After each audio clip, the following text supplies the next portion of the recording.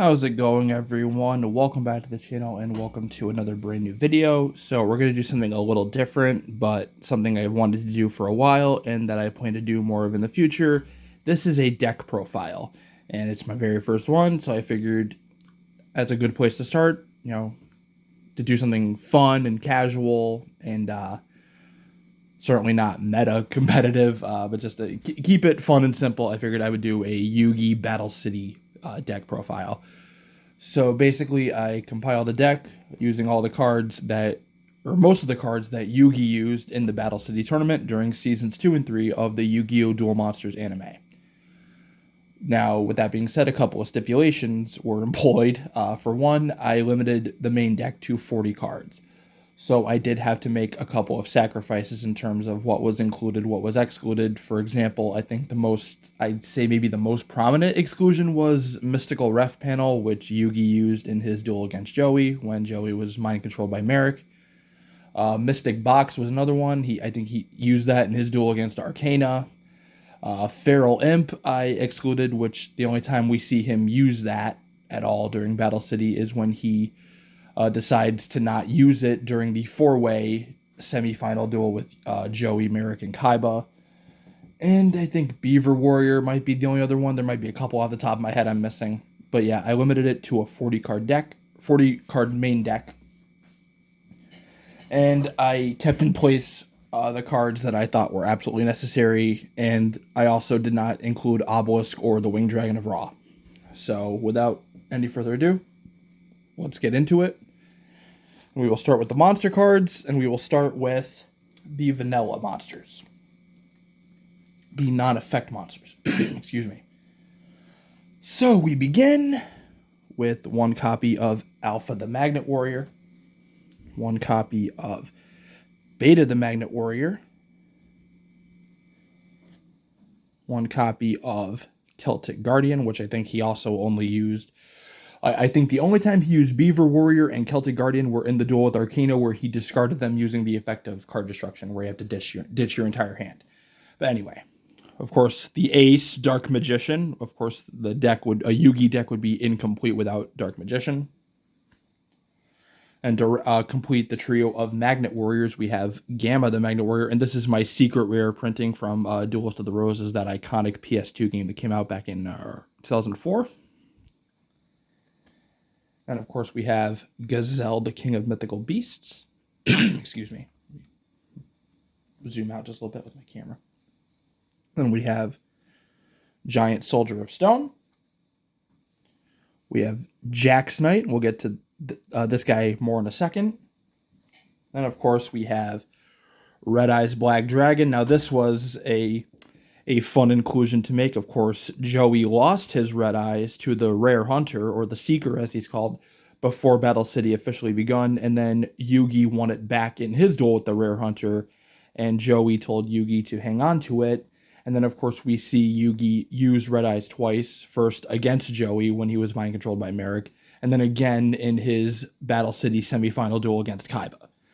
And so for that reason, I thought it would be cool to include Red Eyes. Of course, this is the iconic, legendary, ultra-rare print from LOB, but it is unlimited, and it is from the 2013 Legendary Collection game board, with the new Yu-Gi-Oh! Logo and the paper stock of the cards being, in step with modern cards, not printed by Upper Deck or anything. But it is still the ultra-rare printing from LOB, which is absolutely iconic. So I was very excited to include that. And I wanted to include as many holographics as possible while also sticking strictly to anime artwork. Excuse me. Then, of course, we have Summon Skull. And last for the vanilla monsters is Queen's Knight, and we'll get to her again in a second because, of course, the Poker Knights are a fairly prominent strategy or engine for Yugi's deck, which we'll get to more in a second. And I'm having so much trouble corralling these vanilla monsters. Jeez. We'll put them out to the side for just a second. Now we get into the effect monsters. Excuse me. Sorry, allergies are kicking my ass today. So first we have Baphomet. Of course, his effect is when you normal or flip summon him, you can add one Gazelle to your hand. And of course, Baphomet and Gazelle combine with polymerization to form Chimera, the flying mythical beast. Next up, we have Big Shield Garden, of course, with the big 2600 defense. Gotta have him. Then we have one of my personal favorites, Buster Blader. Gains 500 attack for every dragon your opponent controls or has in their graveyard. And of course, he and Dark Magician combine with polymerization to form Dark Paladin. So of course, had to have him. And then of course, everyone's favorite, Dark Magician Girl. Gains 300 for every Dark Magician or Magician of Black Chaos in either player's graveyard. Electromagnetic Turtle, of course. You can banish him from the graveyard to end the battle phase, but you can only do it once per duel. Then, of course, rounding out the trio of Poker Knights, we have King's Knight. Of course, his effect is when you normal summon him while you control Queen's Knight, you can special summon Jack's Knight. And, of course, Karibo makes the battle damage 0. Valkyria and the Magna Warrior, used by attributing Alpha, Beta, and Gamma. And finally, the Egyptian God card, Slifer the Sky Dragon. Of course, needs no introduction, gains 1,000 attack for every card in your hand.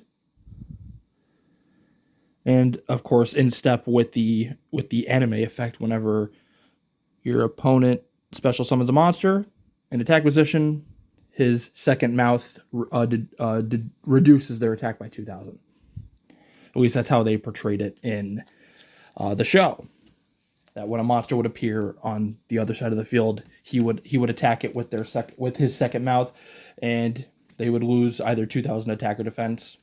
Because I remember in the duel against Strings, when Slifer attacks Big Shield Gardna, his defense drops from 2,600 to just 600. But yeah, that is it for the monsters. Now we can get into the spells and traps, or magic cards, as they used to be called. Excuse me. So starting off, of course, we have Brain Control. Pretty obvious inclusion. Pay 800 life points. Take control of one of your opponent's monsters until the end phase. Yugi used that against Arcana to take control of his Legion, the Fiend Jester. Also, in his duel against Arcana, he used Card Destruction. Completely wipe both players' entire hands. Then we have...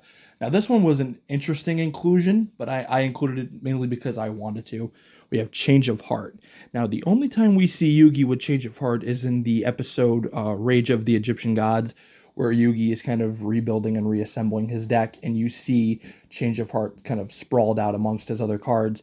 And so, presumably, he won Change of Heart from Bakura. Because if you remember, one of the main rules of the Battle City tournament is every time you win a duel, you gain your losing opponent's rarest card, or most favorite card. And if you remember from early in Season 1, Change of Heart is Bakura's favorite card. So presumably, Yugi or Yami Yugi, the Pharaoh, won Change of Heart from Yami Bakura in their quarterfinal duel. Not that he ever used it, which he should. Because, I mean, again, same with Brain Control. Control your opponent's monster till the end phase, but you don't have to pay 800 life points like you do with Brain Control. So, I mean, why wouldn't you? I cannot believe this card was banned for 18 years. Then, of course, we have Defusion. Kind of saved Yugi's bacon in his duel against Kaiba. As did Diffusion Wave Motion. Then we have Exchange. He used this a couple times against Merrick, against Kaiba, against Joey. When Joey was mind controlled by Merrick and he wanted to show Joey his red eyes as a means to break Merrick's mind control. We saw Yugi use that quite a few times.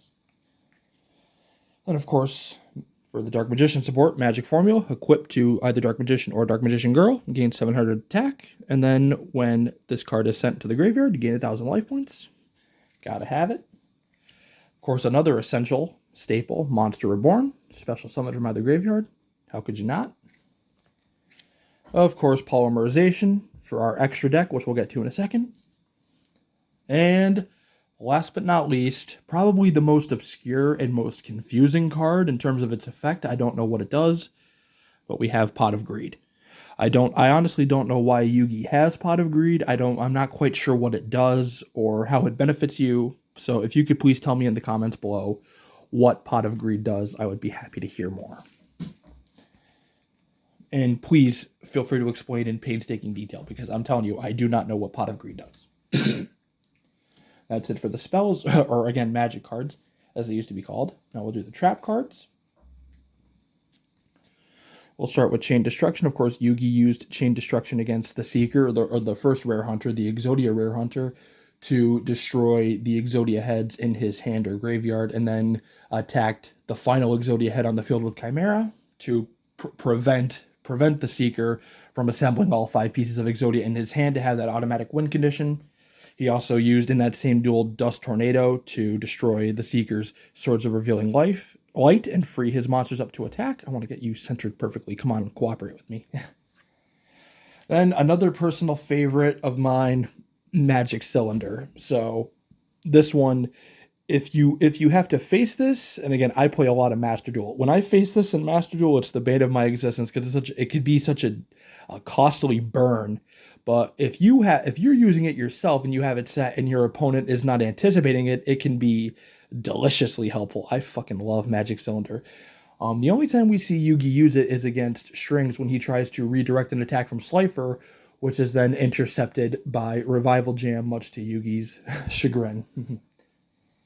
Then we have Magical Hats, which of course appears as a magic card or a spell card in the anime in the form of 4 different hats appearing on the field. And then of course the Dark Magician, in pretty much every case, will hide under one of the hats, and then your opponent has to choose which hat to destroy to try to find the Dark Magician. And then oftentimes Yugi will also put down spell or trap cards underneath the hats, and he'll also just do it at will because this is still early Yu-Gi-Oh! Anime, so we're not caring about rules too much.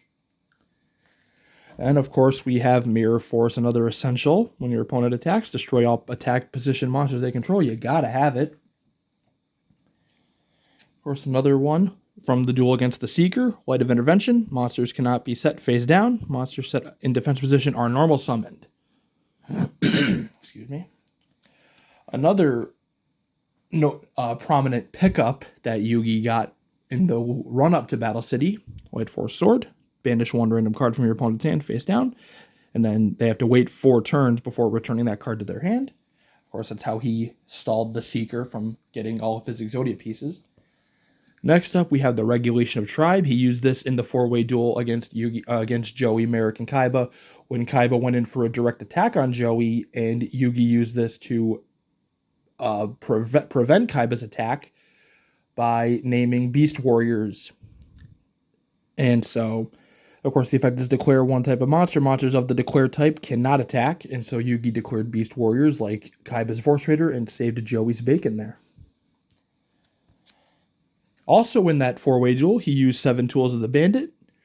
When Kaiba attacked Merrick, or Kaiba used attack guidance armor to redirect Yugi's attack of his Archfiend of Guilford, which I also decided not to include in this deck profile.